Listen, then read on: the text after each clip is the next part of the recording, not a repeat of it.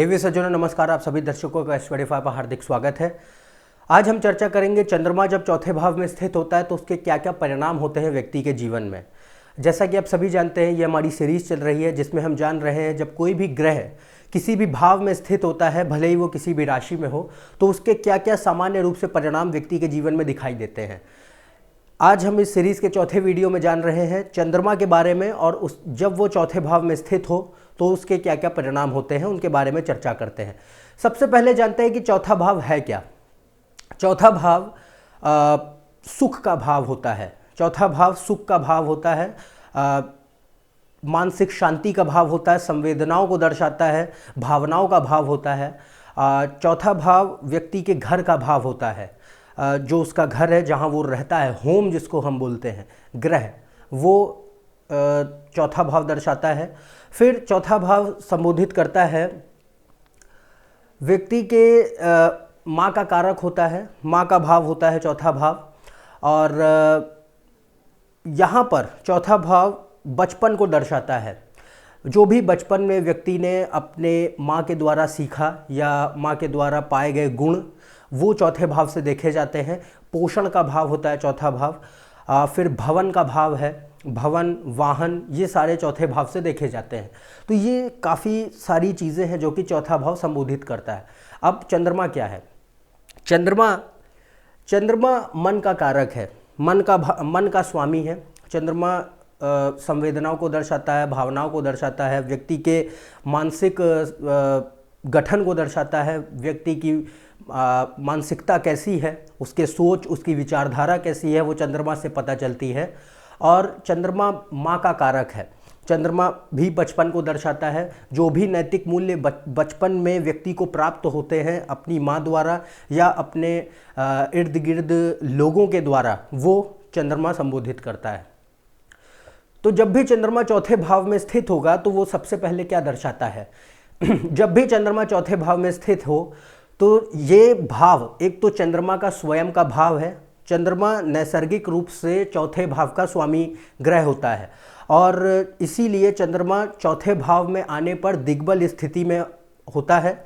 जब भी कोई ग्रह दिग्बल स्थिति में होता है तो जीवन भर उसका जो प्रभाव है व्यक्ति के जीवन पर, वो अधिक होता है अन्य ग्रहों के मुकाबले। तो जब भी चंद्रमा चौथे भाव में होगा तो वो दिग्बल स्थिति में होगा, और इसीलिए उसका प्रभाव अन्य ग्रहों के मुकाबले ज़्यादा होगा व्यक्ति के जीवन पर। इसीलिए चंद्रमा जब चौथे भाव में होता है तो यहाँ पर वो भावनात्मक रूप से ज़्यादा संतुलित महसूस करता है। यहाँ पर व्यक्ति को भावनात्मक संतुलन ज़्यादा प्रदान करता है। और जिन भी व्यक्तियों की कुंडली में चंद्रमा चौथे भाव में होता है, ऐसे व्यक्ति काफ़ी ज़्यादा संवेदनशील होते हैं, भावनात्मक होते हैं, सहायता करने वाले होते हैं, दूसरों की देखभाल करने वाले होते हैं, पर अपने जो उनका घर होता है उसके प्रति काफ़ी ज़्यादा रक्षात्मक भी होते हैं। ऐसे व्यक्ति हमेशा मानसिक शांति की तलाश करते रहते हैं, और वो मानसिक शांति उनको अपने घर में ही प्राप्त होती है। एक तरीके से जो इनका घर है वो इनके एक, आप कह सकते हैं, कंफर्ट जोन होता है। उसको वो डिस्टर्ब करना बिल्कुल भी नहीं चाहते और ना किसी को करने देना चाहते हैं। इसीलिए वो अपने घर के प्रति काफ़ी ज़्यादा रक्षात्मक होते हैं, प्रोटेक्टिव होते हैं। इसके पश्चात चौथा भाव और चंद्रमा दोनों ही माँ के कारक हैं, माँ को दर्शाते हैं। इसीलिए ये पता चलता है इस स्थिति से कि व्यक्ति के जीवन में उनकी माँ का काफ़ी ज़्यादा प्रभाव होगा। व्यक्ति की जो मानसिकता है, व्यक्ति का जो मानसिक गठन है, वो माँ के द्वारा ही उसका निर्माण होगा। जो भी व्यक्ति बचपन में अपनी माँ के द्वारा सीखता है, उसी के आधार पर व्यक्ति की मानसिकता का निर्माण होता है। क्योंकि यहाँ पर भले ही माँ का जो व्यवहार है वो भले ही सकारात्मक हो या नकारात्मक हो, पर दोनों ही स्थितियों में वो व्यक्ति की मानसिकता का निर्माण ज़रूर करेंगे। व्यक्ति के जीवन में माँ एक मार्गदर्शक और पथ प्रदर्शक का कार्य करती हैं इस स्थिति में। और ऐसा कह सकते हैं कि मान लीजिए व्यक्ति के जीवन में माँ का जो बर्ताव है, जो व्यवहार है, वो नकारात्मक है, माँ व्यक्ति के जीवन में उपस्थित नहीं है, या जो व्यवहार है वो नकारात्मक है, तो व्यक्ति यहाँ पर सोचता है कि जैसा व्यवहार मेरी माँ मेरे साथ कर रही है वैसा मैं और किसी के साथ नहीं करूँगा। तो यहाँ पर फिर नकारात्मकता में भी व्यक्ति की जो मानसिकता है वो सकारात्मक रूप पे ही बढ़ रही है। और यदि सकारात्मक व्यवहार है, माँ हमेशा उपस्थित हैं, व्यक्ति के मनोबल को बढ़ा रही हैं, उसको हर प्रकार का पोषण प्रदान कर रही हैं, तो यहाँ पर व्यक्ति अपनी माँ को एक आइडियलिस्टिक वे में लेके चलता है कि हाँ, मैंने अपने माँ से काफ़ी कुछ सीखा है, और इसी के आधार पर उसकी मानसिकता का निर्माण होता है। इसीलिए माँ एक अमूल्य किरदार अदा करती है व्यक्ति के जीवन में, बहुत ही महत्वपूर्ण प्रभाव देती है व्यक्ति की मानसिकता पर।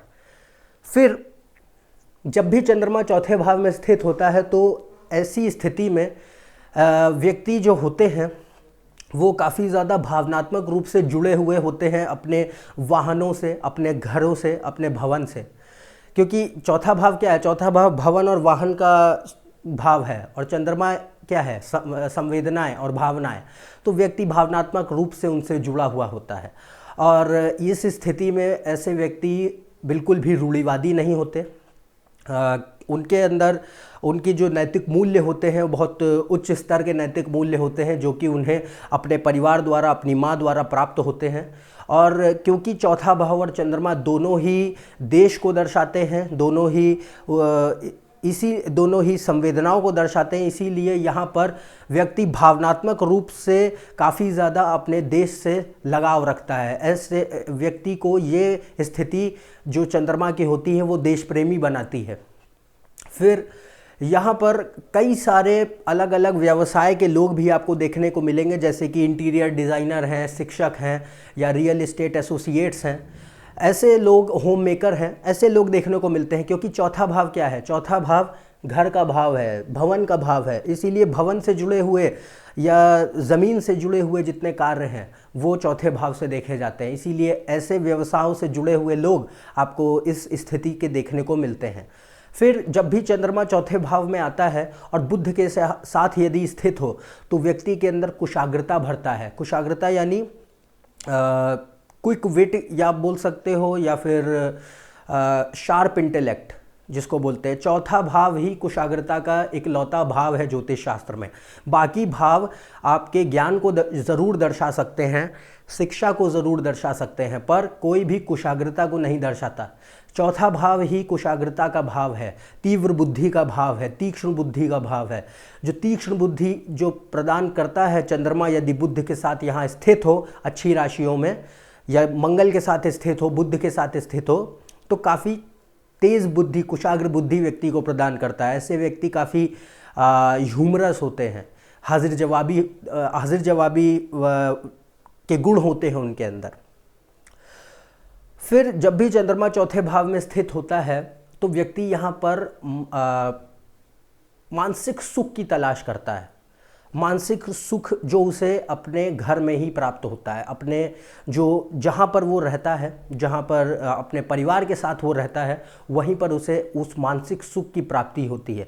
इसीलिए ऐसे व्यक्ति कई बार मेंटल पीस जो बोलते हैं उसकी तलाश में लगे रहते हैं, और इसीलिए वो अपने घर के प्रति वहाँ जो उसका माहौल है उसके प्रति काफ़ी ज़्यादा रक्षात्मक भी होते हैं। तो ये वो कई सारे परिणाम हैं जो कि चंद्रमा देता है जब वो इस भाव में स्थित होता है।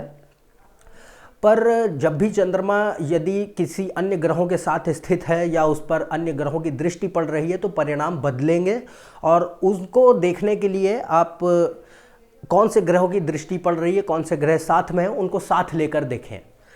पर ये सामान्य रूप से परिणाम, इनमें से कोई ना कोई परिणाम जीवन में व्यक्ति के अवश्य घटित होंगे ही, क्योंकि चंद्रमा चौथे भाव में यदि स्थित है तो इनमें से कोई ना कोई परिणाम अवश्य जीवन में सामने आएगा।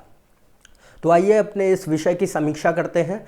आप अपने स्क्रीन पर इस वक्त देख पा रहे होंगे कि कौन कौन से परिणाम चंद्रमा जब चौथे भाव में होता है तो देता है। सबसे पहला, चंद्रमा का ये स्वयं का भाव है, यहाँ पर चंद्रमा दिग्बल स्थिति प्राप्त करता है, इसीलिए यहाँ पर चंद्रमा भावनात्मक रूप से संतुलित होता है। व्यक्ति जो होते हैं वो देखभाल करने वाले होते हैं, संवेदनशील, सहायता करने वाले होते हैं, और अपने घर के प्रति काफ़ी ज़्यादा रक्षात्मक होते हैं। माँ जीवन का एक महत्वपूर्ण हिस्सा होती है। व्यक्ति को ये खुले विचारों वाला, खुली मानसिकता वाला, रूढ़िवादी नहीं होते और देश प्रेमी बनाता है। मानसिक शांति की तलाश करते हैं ऐसे व्यक्ति, और यदि ये बुध के साथ स्थित होता है चंद्रमा, तो व्यक्ति को काफ़ी ज़्यादा तीक्ष्ण बुद्धि वाला और हाजिर जवाबी से के गुणों के साथ गुणों को भरता है व्यक्ति के अंदर। तो ये वो आपने जाने वो सारे परिणाम जो कि चंद्रमा देता है जब वो चौथे भाव में स्थित होता है। तो यदि आप मेरे इस चैनल पर नए हैं तो नीचे दिए हुए सब्सक्राइब बटन पर सब्सक्राइब करें। ज़्यादा जानकारी के लिए आप मेरे ट्विटर और फेसबुक पेज पर भी जा सकते हैं। अन्यथा हम आपसे अगले वीडियो में फिर से मिलेंगे। तब तक के लिए आज्ञा दें। नमस्कार और धन्यवाद।